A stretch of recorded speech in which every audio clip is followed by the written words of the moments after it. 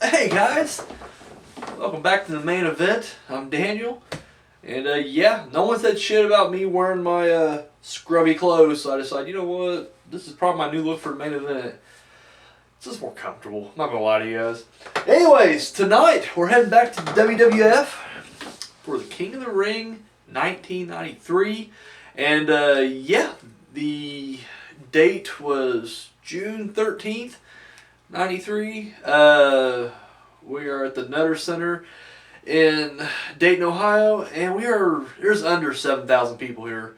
Very low for a WWE crowd. But the main event is the King of the Ring finals between Bam Bam Bigelow and Bret Hitman Hart. King of the Ring is like my third favorite pay-per-views. Like as far as like, not just individual pay-per-views, but as far as like the sets of pay-per-views, Royal Rumble's my number one, Survivor Series my number one, Royal Rumble's my number two, and then King of the Ring's number three. To me, King of the Ring tournament is perfect pay-per-view format, especially for a tournament. I feel like if you go any more than an 8-person tournament or 8-team or whatever on a card, it just feels bloated at that point. The Wrestling Classic, WrestleMania 4, and then of course we're going to get into some other ones such as Survivor Series 98 and whatnot. To me, those terms are just really bloated and just, I don't know, just too much.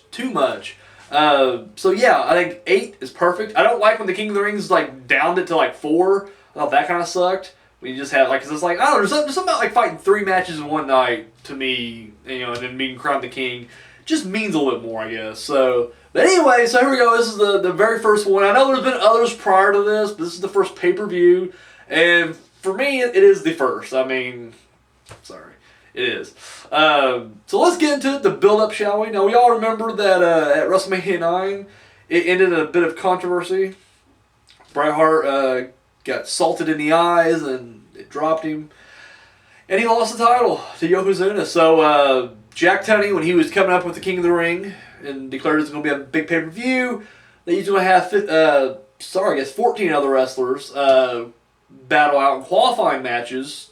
Winners going on to pay-per-view. Bret Hart got a bye just because former champion. The way it ended, it was kind of like, I guess, his way of saying sorry. You don't get a rematch for the title, but you get free. You get to pass the qualifying match. You go right to the quarterfinals. So yeah, there's that. Bam Bam, on the other hand, in his qualifying match, took on Typhoon, which I'm sure is just a technical classic. So, at the King of the Ring itself, Bret Hart went through Razor Ramon and Mr. Perfect to get to the finals, tweaking his knee along the way. I swear, for like a 2-year period, like every match he was in, the knee would just go out. And you'd vote for him, you'd root for him. It's like he has a sympathy vote. And then he'd win, and I'm just thinking, wow, man, maybe if your knee was good, you'd probably just dominate. You'd just destroy everybody. But Bam Bam, on the other hand, took on Hacksaw Jim Duggan. And that was it, because Luger and Luger and Tatanka fought to a time limit draw, so Bam Bam moves on to the finals. And that's just classic, like, tournament storytelling right there. Having your monster heel, or not having to be a monster, I guess, but having your heel, be able to rest up an entire round and then go right to the finals while you have your babyface, fighting his way through. Something that they didn't do in the Wrestling Classic. I know, Wrestling Classic was a long time ago, but I still bring it up. It still irks me that they fucked the formula up on that. So yeah, there we go. There is our build-up. Let's get to the actual match. My God, can Bret Hart take a turnbuckle bump? Jesus Christ. Like, everybody, and don't get me wrong, I always thought, Kurt Hennig was perfect going into the turnbuckle. He'd fucking flip into it, bounce and shit and everything else. However, dude, Bret Hart just goes into full impact. Like, dude, he hits that thing like 3 or 4 times, and each time, I'm just like, dude, how the fuck?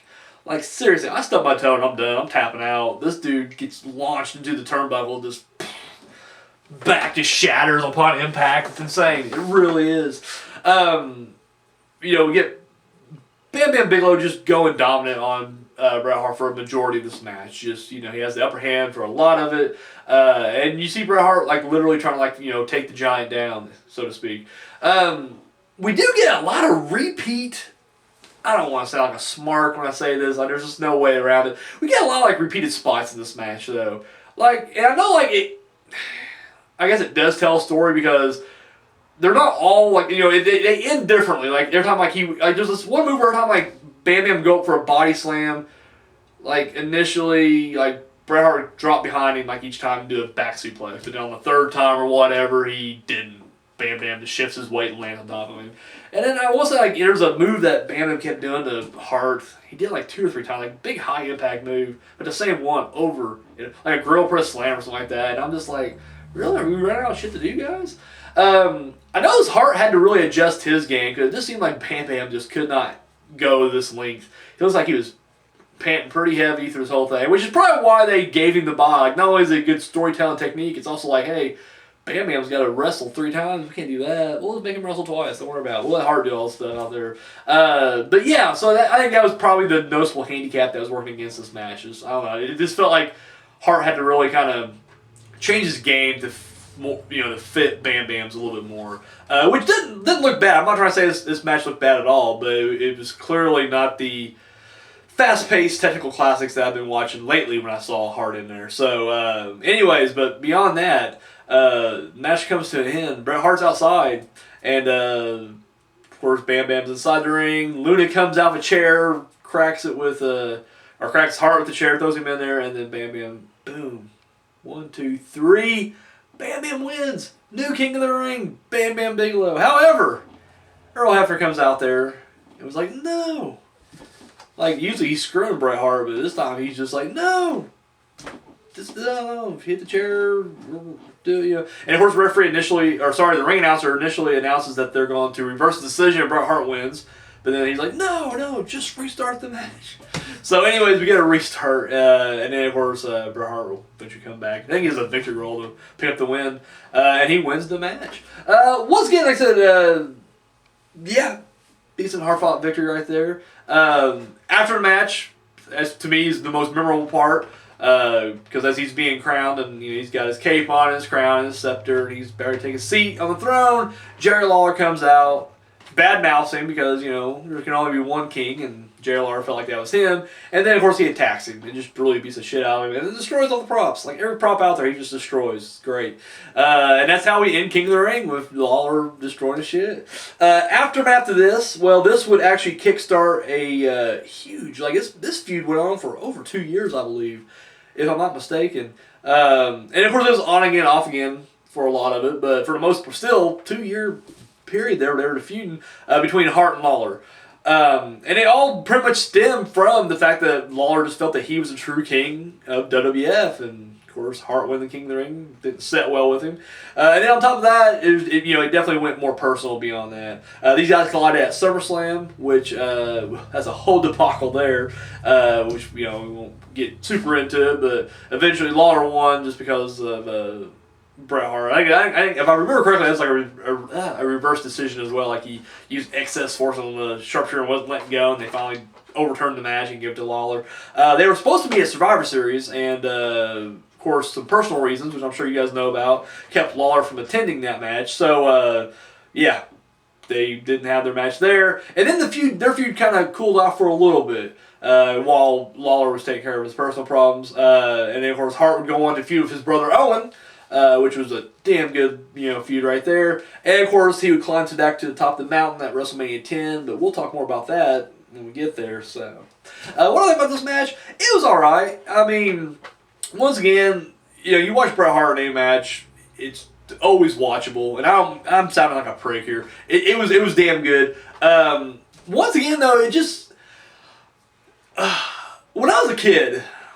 I know you guys are probably sick of hearing these when I was a kid stories here, but I got a lot of them with these early ones anyways. But when I was a kid, I was a big Razor Ramon fan. Now, he's a bad guy at this point. And I was, I was still rooting for mostly good guys, but there was a little bit of that bad streak in me.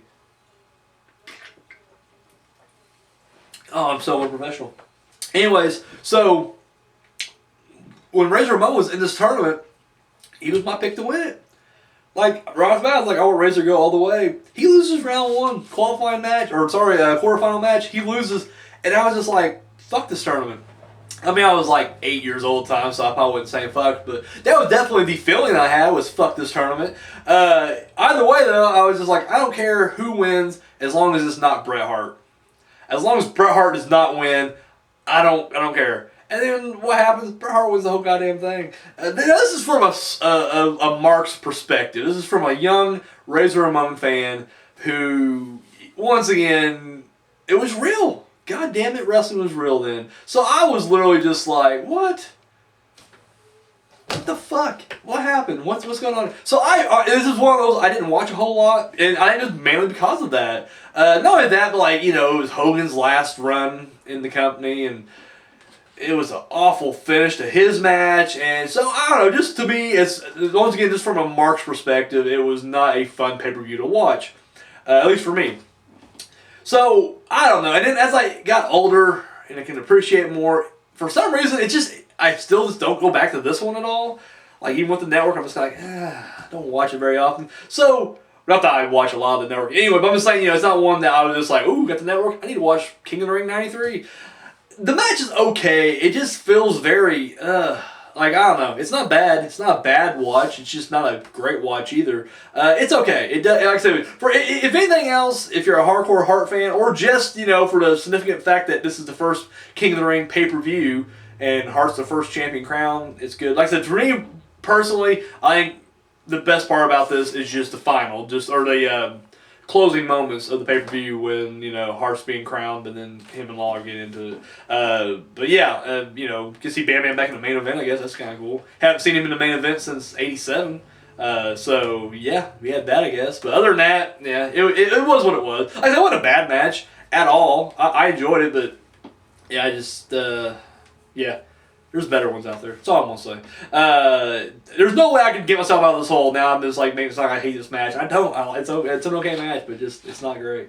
So anyways, that's what. Let me know what your opinion is. That's how I get out of this hole. Let me know what your guys' opinion is. Let me know what you thought of the King of the Ring down below. And yeah, that's all I got, guys. Tune in tomorrow night. We go back to WCW because why the fuck not, for Beach Blast 1993. I'm sure it's going to be fun. So yeah, that's all I got, guys. Thank you for watching, and until next time.